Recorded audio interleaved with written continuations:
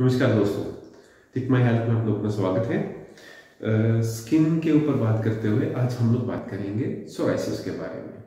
Psoriasis या kitty क्या होता है?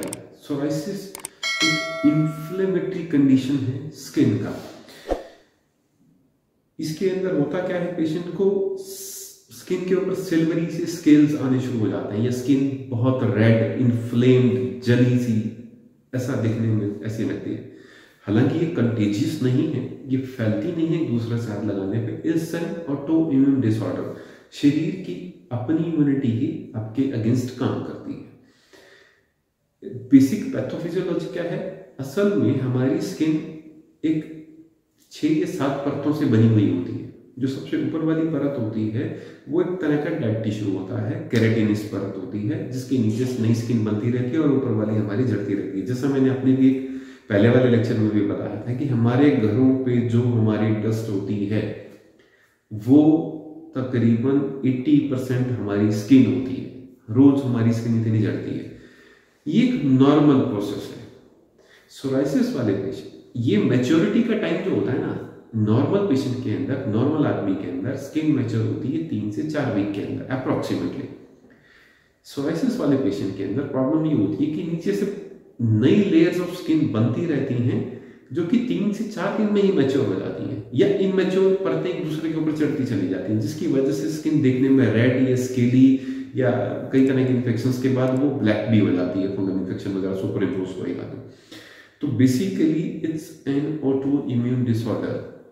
कुछ बहुत प्रॉमिसिंग इसके ट्रीटमेंट नहीं है, तकरीबन पेशेंट सारी उम्र दवाई खाता ही रहता है, पर इसके कुछ ट्रिगर्स हैं, इसके लिए कुछ स्पेशली प्रिकॉशंस हैं। अगर हम लोग वो फॉलो करेंगे तो डेफिनेटली हम लोग इसकी सिविरिटी को बहुत हद तक रिड्यूस कर सकते हैं।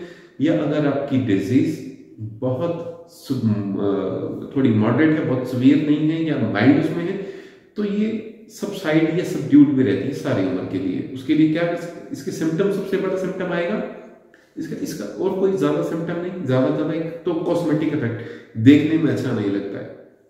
दूसरी बात, इसके अंदर इची हो सकता है, ये खुजली हो सकती है इसमें पेशेंट को, ये क्रैक्स भी होते हैं स्किन के अंदर इसकी वजह से। अगर ये लॉन्ग टर्म के लिए चलता है तो इसकी एक फर्दर कॉम्प्लिकेशन होती है जिसको सोराइटिक अर्थराइटिस बोलते हैं।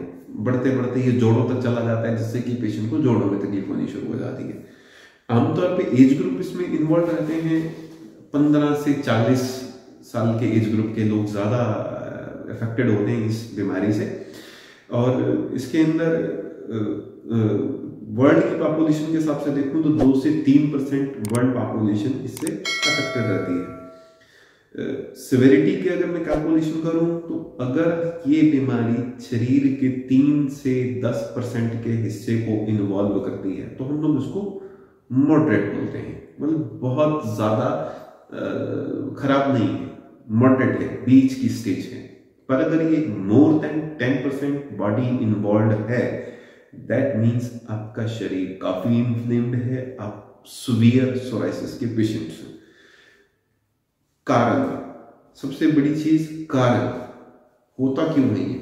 बहुत सारे कारणों में कुछ जेनेटिक प्रीडिस्पोजिशन तो है ही, पर एपिजेनेटिक्स की थ्योरी को अगर पकड़ के चलें, एपिजेनेटिक्स की थ्योरी ये कहती है मेरे बहुत सारे जीन्स जो बीमारी पैदा कर सकते थे या मेरे शरीर में ऐसे बीमारी पैदा करने वाले जीन्स हैं, जैसे कैंसर, जैसे सोराइसिस, जैसे आर्थराइटिस, अगर मेरा खाना या मेरा लाइफस्टाइल बेटर है, पॉजिटिव है, अल्कलाइन है, जो मेरी बॉडी को एसिडिक नहीं कर रहा है, तो मेरी ये बीमारियां काफी हद तक प्रेजेंट नहीं करेंगी अपने आप को। तो इसमें प्रेजेंट करने के कारण क्या हो सकते हैं? बहुत ज्यादा केमिकल एक्सपोजर आपका हुए, पॉल्यूटेंट्स बहुत बड़ा कारण है, एडिक्शंस जैसा स्मोकिंग बहुत बड़ा फैक्टर है, अल्कोहल इंटेक, अगर आप एक रेगुलर अल्कोहल इंटेक लेते हैं तो डेफिनेटली आपको सोराइसिस होने की पॉसिबिलिटी ज्यादा है। या अगर आपको सोराइसिस है तो अल्कोहल इंटेक से सोराइसिस ज्यादा सीवियरिटी में चला जाएगा। बहुत ज्यादा स्ट्रेस होना, दिमाग पे लगातार वजन बने रहना, स्ट्रेस शरीर में इन्फ्लेमेशन पैदा करता है, नेगेटिव केमिकल्स को पैदा करता है, जिसकी वजह से शरीर में फ्राइट वाला केमिकल एक्टिवेट होता है, बैड प्रोस्टाग्लैंडिन्स बनते हैं। बैड प्रोस्टाग्लैंडिन्स शरीर के अंदर इन्फ्लेमेशन पैदा करते हैं, बहुत सारी बीमारियों को पैदा करते हैं। इसके अलावा डेफिशिएंसीज, मिनरल या vitamin deficiencies can be one of the factors. Toxaemia, शरीर में बहुत सारे टॉक्सिन्स इकट्ठा हैं, हम लोग जंक फूड खा रहे हैं, हम लोग वर्कआउट नहीं कर रहे हैं, हम लोग शरीर में केमिकल्स इकट्ठा होता चला जा रहा है। Finally it may amount to psoriasis. Liver diseases, अगर आपका लीवर ठीक से काम नहीं कर रहा है या आपका लीवर अफेक्टेड है, टॉक्सिक है, तो भी आपके शरीर में सोराइसिस के चांसेस ज्यादा हैं। अगर इन सब चीजों का परहेज करें तो इस सोराइसिस को बढ़ने से रोका जा सकता है या होने से भी रोका जा सकता है।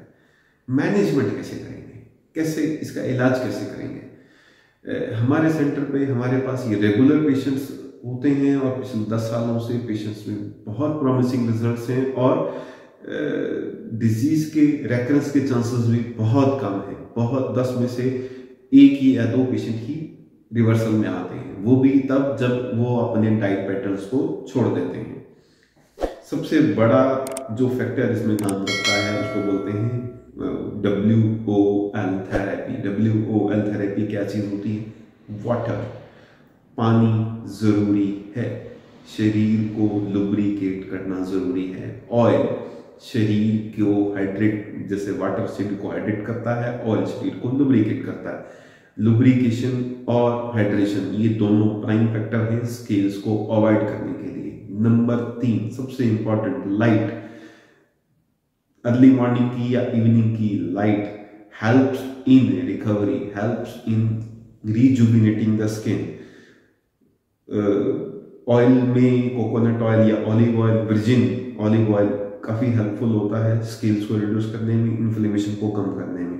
हमारे सेंटर पे कुछ हर्बल ऑयल्स डेवलप किए जाते हैं जो कि काफी हद तक इन्फ्लेमेशन को रिड्यूस कर देते हैं और विद इन डेज रिजल्ट्स नजर आते हैं पेशेंट को। अब ज्यादा जानकारी के लिए हमारी साइट पे जाके पेशेंट्स के पहले और बाद के ट्रीटमेंट के बाद के पिक्स आप चेक कर सकते हैं, which are really promising, which are really helpful. जो 8-8, 10-10 साल से पेशेंट वापस भी नहीं आए हैं, ये उन लोगों की पिक्स हम लोगों ने अपलोड करी है।